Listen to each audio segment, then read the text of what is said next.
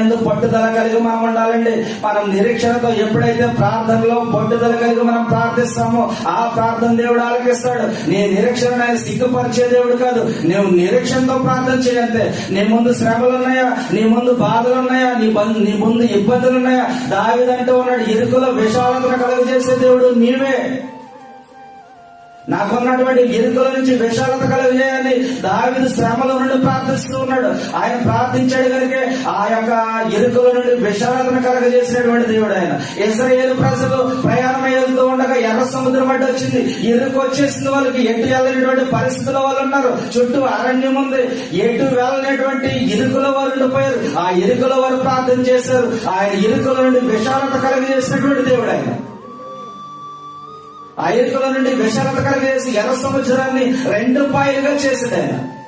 2 పాయలుగా చేసి 6 నెలలుగా తయారు చేసి ఆ యొక్క